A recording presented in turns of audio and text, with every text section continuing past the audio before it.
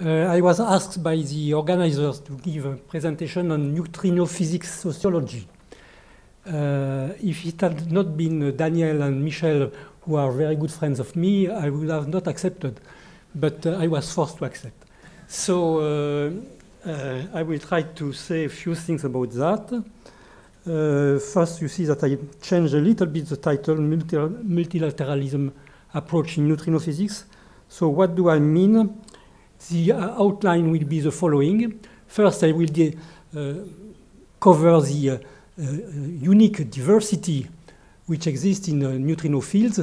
I call it multilateralism because, according to Wikipedia, multilateralism is an alliance of multiple groups pursuing a common goal. And I think this applies very well to neutrino physics. Second, I will cover a little bit the controversies. You know that all the neutrino finding history was accompanied with a lot of controversies. I call it neutrino skepticism because now we have to get prepared to skepticism in many fields of sciences. So first, I start with diversity, so the multilateralism approach. So first, you know neutrino properties. There are many. These are the goals of neutrino physics.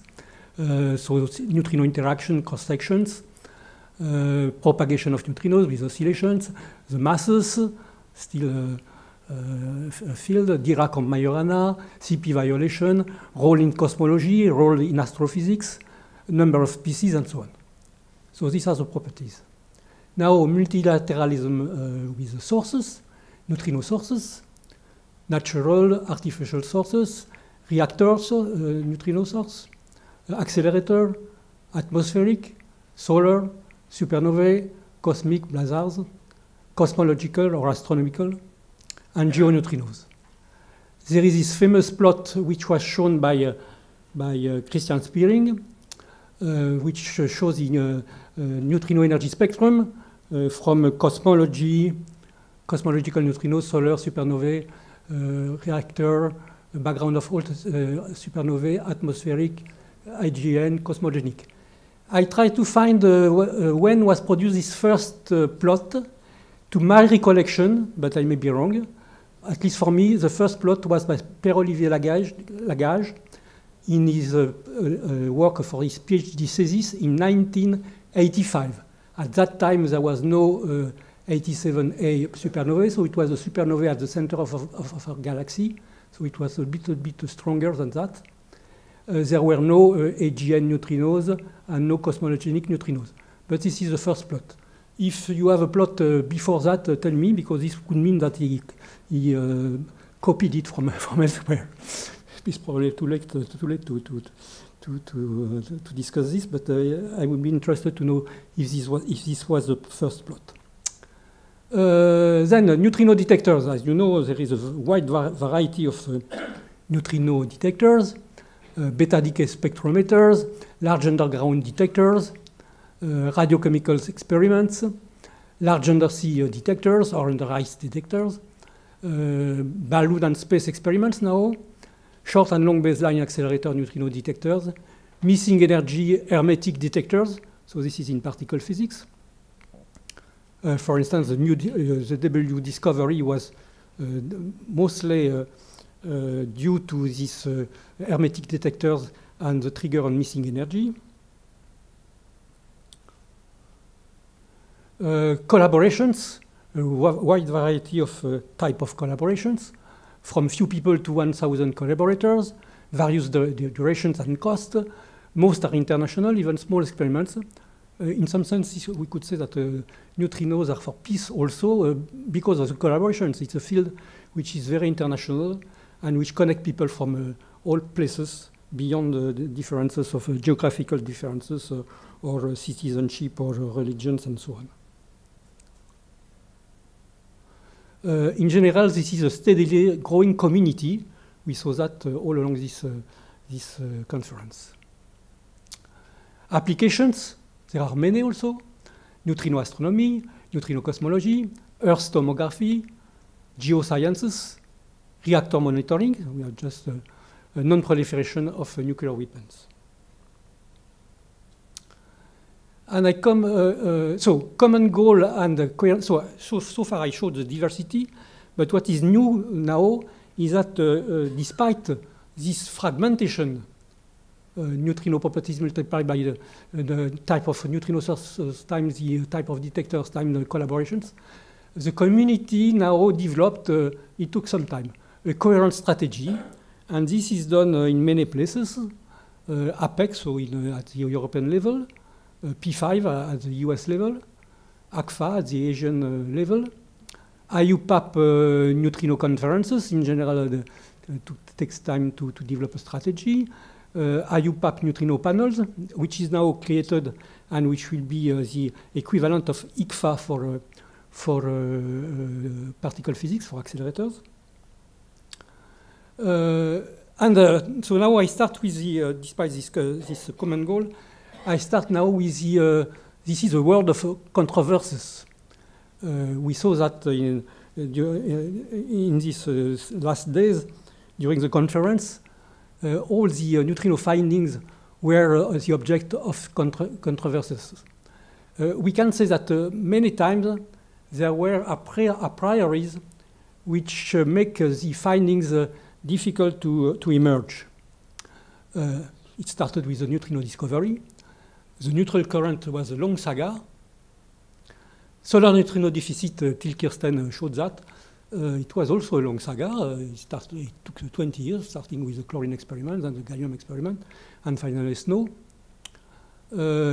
Atmospheric neutrino deficit, this was covered by John Leonard in details. It was also a long saga. Masses, we are now in this saga. And there were many fancy properties which were found, which were the object of deep controversies. So clearly, this is due to a prioris, to mistakes, to serendipity. Sometimes it was due to luck, to good luck or to bad luck. And from this emerged discoveries which are now widely accepted. So I could say that the neutrinos nourish skepticism. You can go from a normal skepticism to irrational skepticism. I start with normal skepticism. The first evidences of neutrino oscillations were sometimes taken with great skepticism. I was part of it, by the way. It took some time for me to accept this. Maybe I was biased because I was close to the Saclay people and to the Frejus experiments. There were no evidence with calorimeters, so the discoveries was only coming from large Cherenkov detectors. It took some time before it was accepted.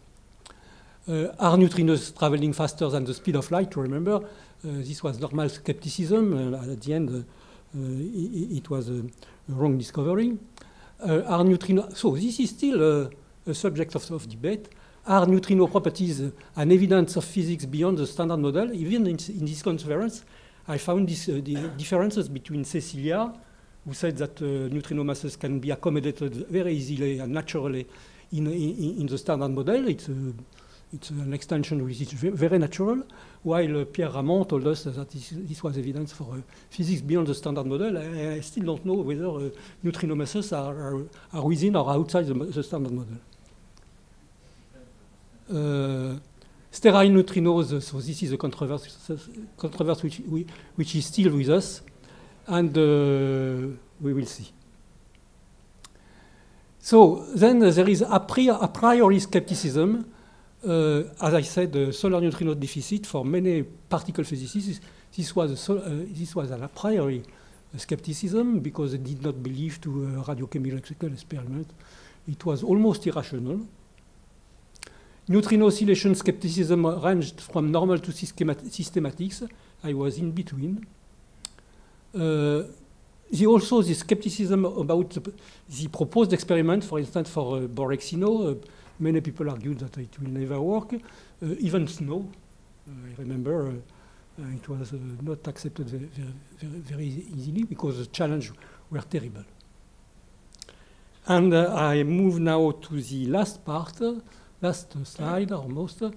Now, neutrinos nourish skepticism irrational. You have to be prepared. I don't say that it is yet the case, but you have to be prepared to be exposed to fake news like neutrinos are an invention of scientists relayed by the media for their own benefit. Neutrinos have been proven to be a canard repeatedly over and over again. Why wasting so much money on neutrino activities we will never learn. Neutrinos are based on faulty science and manipulated data.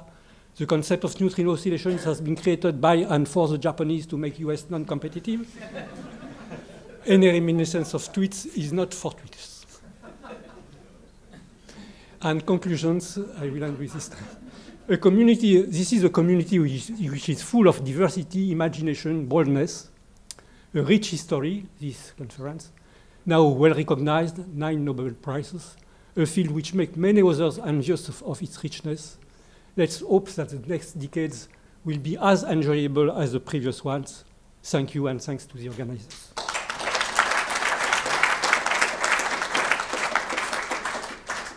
Merci, Michel. Questions? I think one should make a distinction. If you are inside a collaboration and are searching for a new effect, your task is to be critical, not skeptical. It is a privilege of outside people to be skeptical. Yeah. I agree.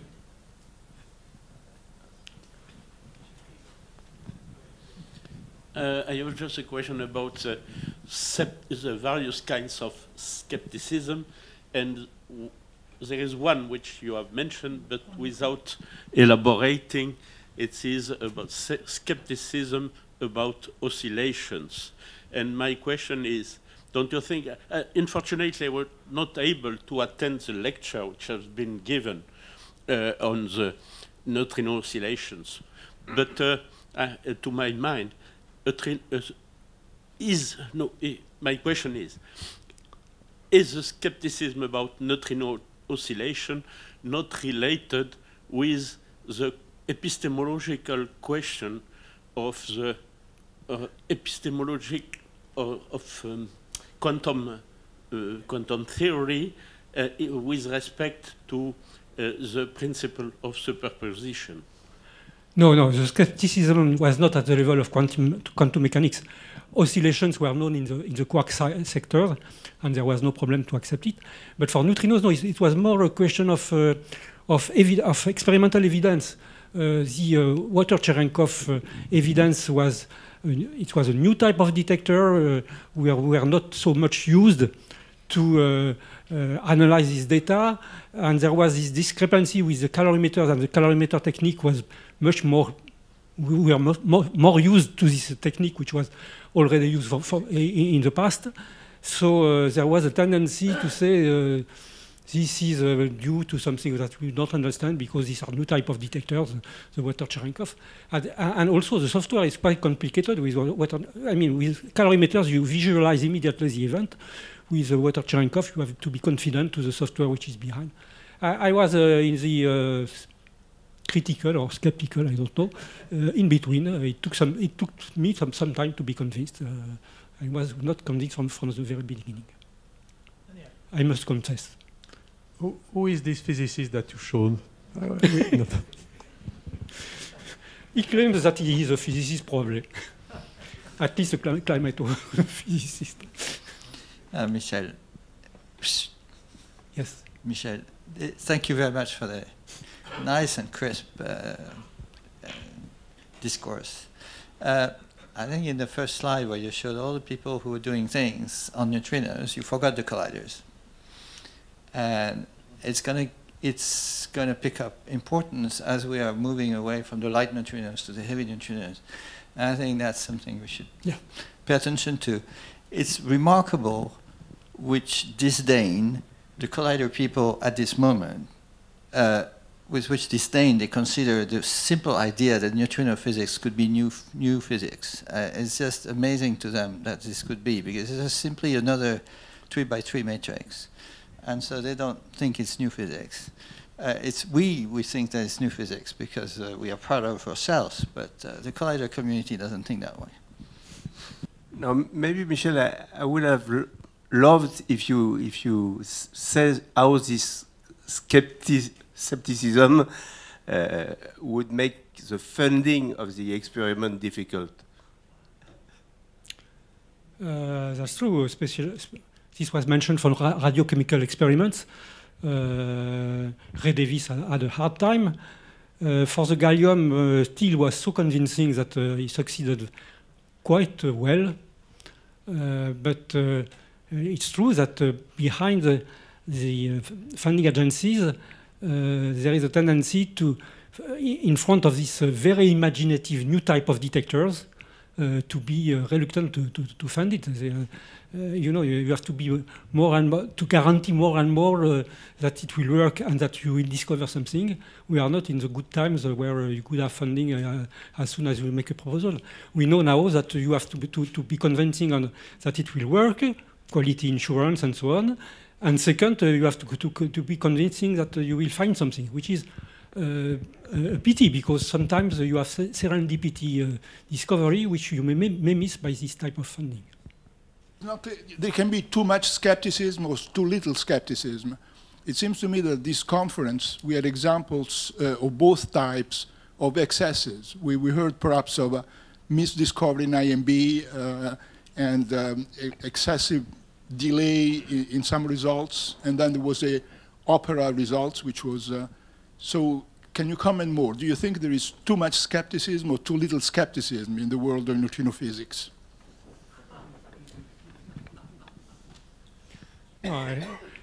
Most findings are accompanied with a lot of critical view on it. And the debate in neutrino physics, I think, are quite exemplary.